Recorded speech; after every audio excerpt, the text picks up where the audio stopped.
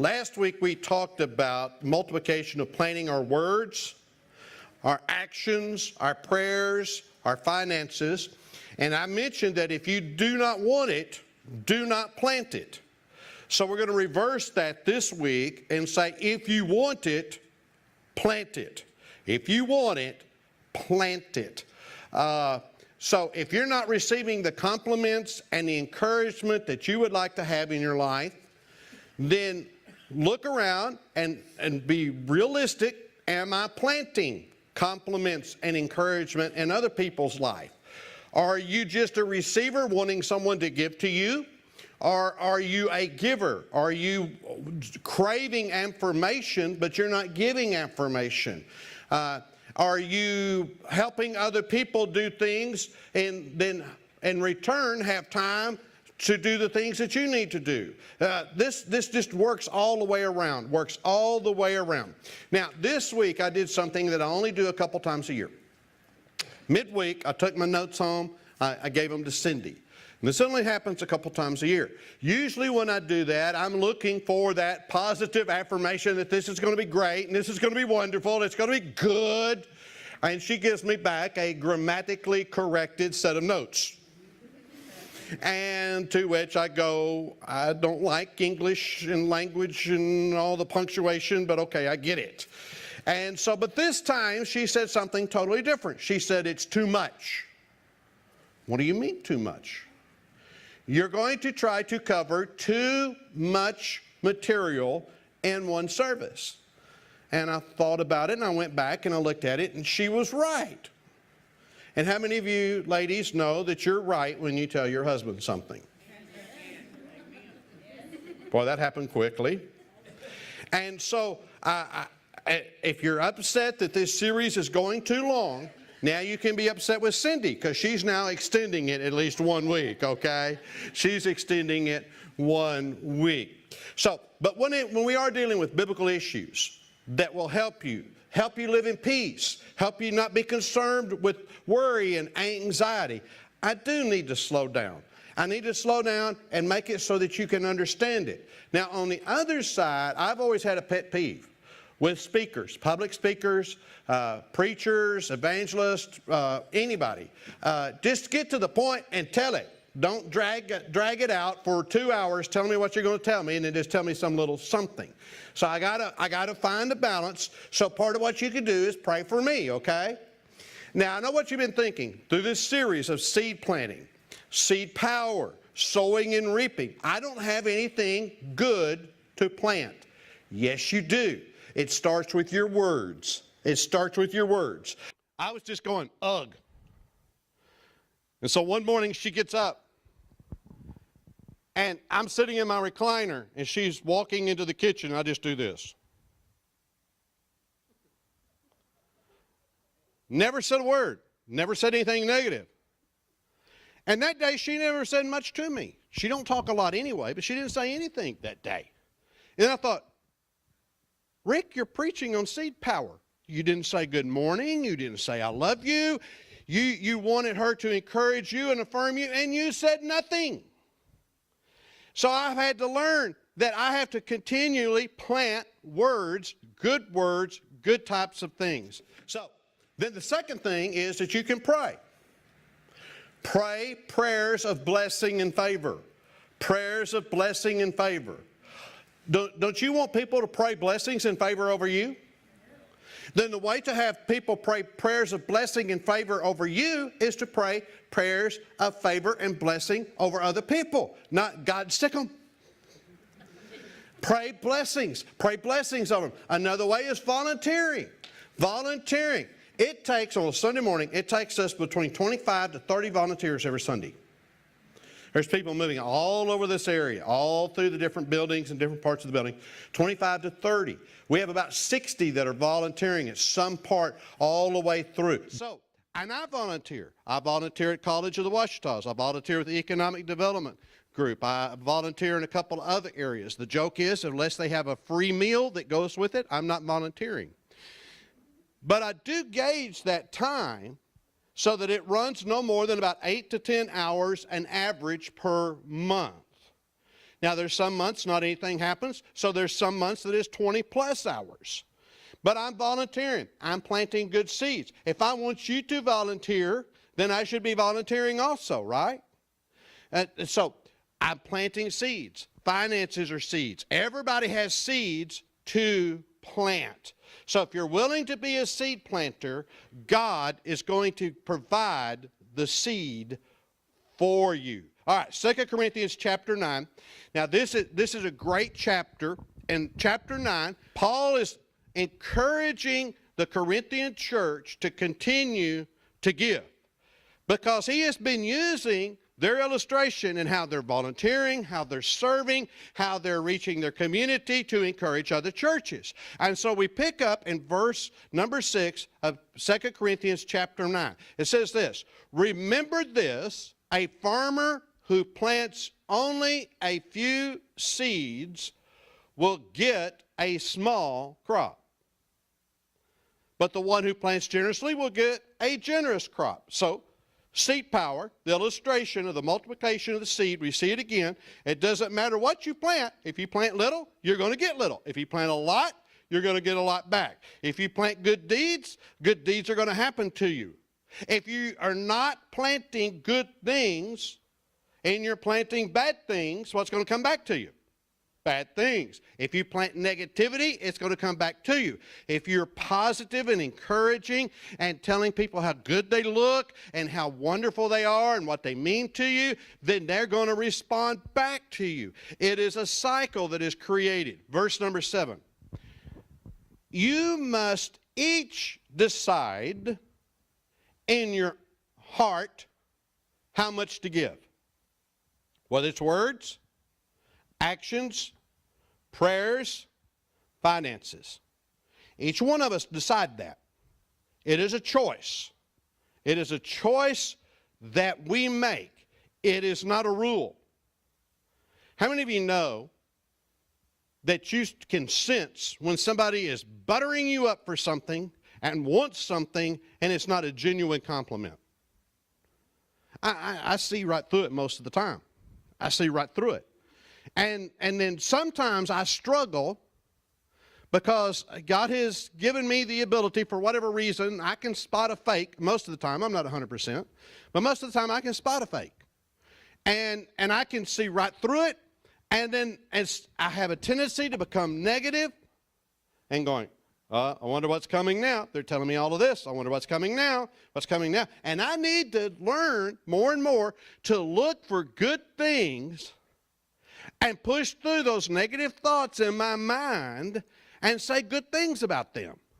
Instead of thinking, I know you're a manipulator and you're about to ask me for something, and I am going to head you off at the pass so you're not going to ask me, I should turn that and look for something to say that just totally catches them off guard. Oh, aren't you just a wonderful creation of God and such an honest person? But it's not a rule. Each one of us decides. In volunteering in the community, I've had to say no a number of times. Not because it's a bad situation, but because it's not a good fit for me. Does that make sense? And don't give reluctantly or in response to pressure. For God loves a person who gives cheerfully. See, this is about an attitude, a biblical attitude of blessing, and it is a blessing system. I like to call it a circle of blessings. You start your circle of blessings, it's going to come back to you. You don't start a circle of blessings, you're going to get what the devil is trying to hit you with. And so I decide how much I'm going to volunteer. I decide what my attitude is. I decide how my actions are going to be, how much I pray, how much I study, how much I give financially. I pray about all of those things, but ultimately it's my decision. It's not a rule. I don't like to go to a church where you feel like you're just a horrible person if you don't do a certain thing. Boy, it got quite there. Were you at the same service I was at?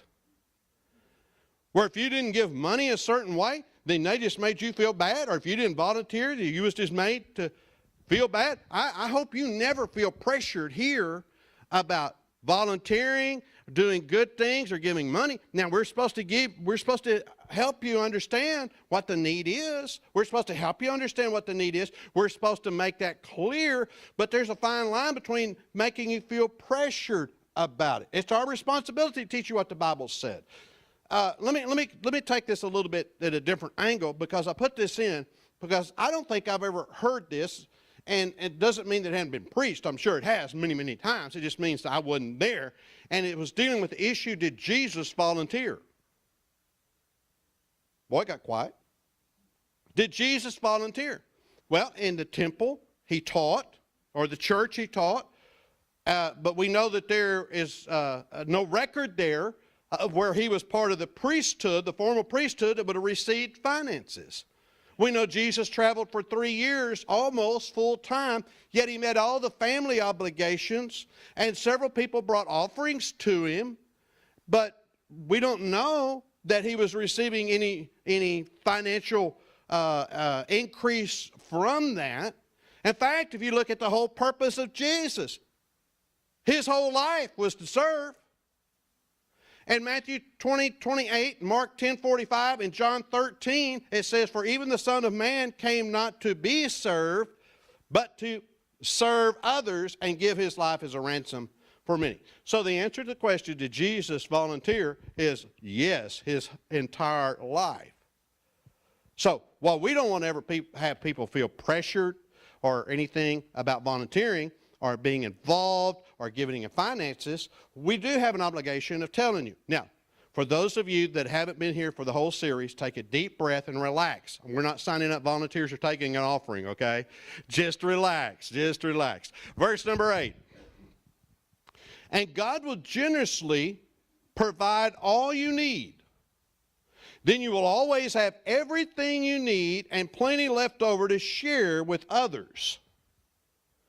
Now, I've heard this verse quoted many, many times, encouraging and praying with other people. But the verse doesn't stand alone. It has to be taken in the context. It's in the middle of this passage referring to seed planting or giving. If you plant good works and actions and finances, that's what you're going to get. In fact, you're going to have more than you know what to deal with. As a matter of fact, if more you plant, the more you receive. Watch what it says. Then you'll always have everything you need and plenty left over. Most people today get focused on the need, that they miss the principle of giving, because the way that their need is going to get met is giving what is actually needed. You need finances, give finances. You need time, volunteer. My goodness, just look around in our community of all the opportunities to volunteer, from whether it's baseball leagues, soccer leagues, boys and girls clubs, all the way up through Meals on Wheels and helping with the elder. There is ample opportunities to help and to serve. And you say, well, what about me? What about me? Jesus didn't come to be served, but to serve. That's our example. If we serve, then we'll get served. Okay, it's called seed power, planting and reaping, sowing and reaping. Verse number 9. And the scriptures say they share freely and give generously to the poor. Now watch this. Their good deeds will be remembered forever. Their good deeds will be remembered forever. We're so focused on the now. I just don't have time, Pastor. I just don't have the money, Pastor. I just. Some of you just about adjusted your head off. Adjust. And you come back 6 months later, it's the same issue. A year later, it's the same issue. 2 years later, it's the same issue. 5 years later, same issue. Then you come back 20 years, it's the same issue. You might want to look at what you're planting if you're not getting the harvest you want. Because what's happening is this is way beyond tomorrow, next week, next month, and next year. This goes into the record books of eternity when you are sowing and reaping good things, when you're planting good things. So our actions, our prayers, our finances, our words, our choices that we make are being recorded through eternity. Verse number 10. For God is the one who provides seed for the farmer, and then bread to eat. In the same way, he'll provide and increase your resources, and then produce a great harvest of generosity in you. If your heart is willing to plant good things, God will give you seed. This transformed my life. Transformed my life. Because like many other people, God, I just don't have time. I'm working all these different hours. I'm commuting back and forth to work. I don't have time to volunteer. I don't have time to teach another class. I don't have time to host another life group. I don't have time to do this. I don't have time to do this. And no, I don't have extra money to send a kid to camp. And no, I don't want to help with that shoebox thing. And I just don't have time. I don't know. And it just went a cycle. And I don't even remember who the preacher was, but he was preaching on that verse. If you're willing to plant, God will give you the seed. I was focused on what I didn't have instead of positioning myself in a place of receiving something for the purpose of giving it away. It transformed how much time I spent home. It transformed finances. It transformed my attitude. It transformed everything, because while I looked at what I didn't have, God says, I have everything, and I will give you some seed to plant so that you can be blessed in many, many ways and have a great harvest of generosity in you. And I started planting little by little. Yes, I'm going to lead that life group. Yes, I will help with the youth once again. Yes, I'm going to find a way to do this financially above my normal giving. God provides seed to the farmer or the planter.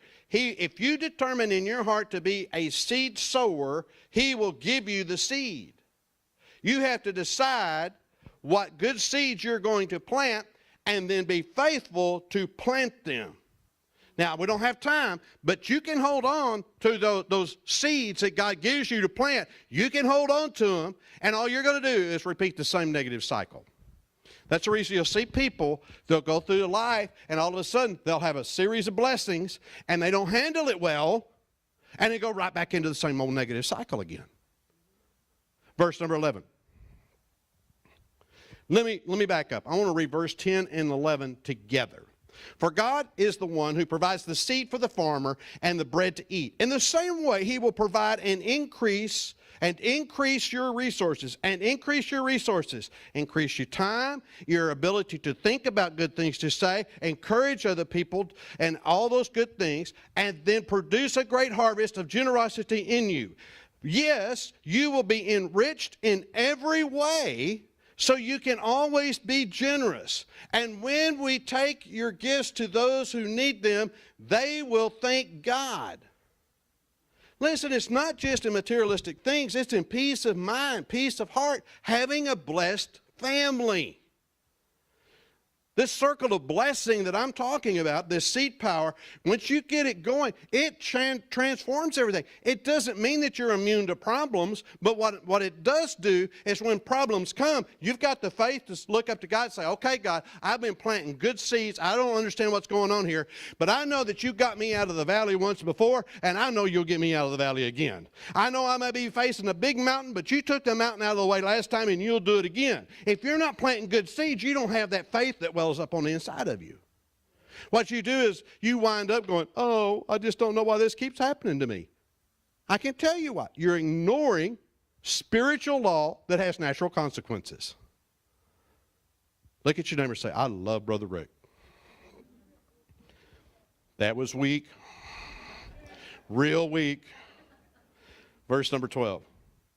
Y'all just hang on. Just 3 more hours. We'll have this down. Now watch what happens. This whole chapter is about sowing and reaping. And remember, it's not just finances. It's words, it's actions, it's deeds, it's prayers, it's everything that we do. So 2 things will result from this ministry of giving. It is so powerful, this seed power, this sowing and reaping, God calls it a ministry. A ministry. The needs of the believers in Jerusalem will be met, and they will joyfully express their thanks to God. See, when you give, you plant, you sow, it's considered a ministry, and other people are blessed. Verse 13, as a result of your ministry, says it again. When you're telling someone that they look really, really good today, and you tell someone that you're praying for them and you're really praying for them, God considers that a ministry. When you're sitting back there with the kids and they're wiping watercolors all through your hair, or you're in the nursery and you have one of those stinky blowouts, God calls that a ministry. I called it a few other things, but God calls it a ministry. They will give glory to God for your generosity to them, and to all believers will prove that you are obedient to the good news of Christ. Listen, when you plant good things and bless other people, it's called a ministry, and God is glorified and people's lives are changed that you don't even know about. It's all about seed and seed power, planting that seed and letting it take off. Verse number 14. And they will pray for you with deep affection because of the overflowing grace God has given to you.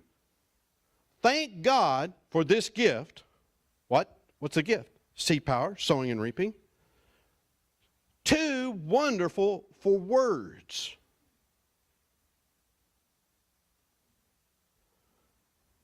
We talk about people being prayer partners. Basically what that is, people realize and believe that they are standing and believing for one another. I can call that person, I know that they'll really pray and not just give me lip service about it.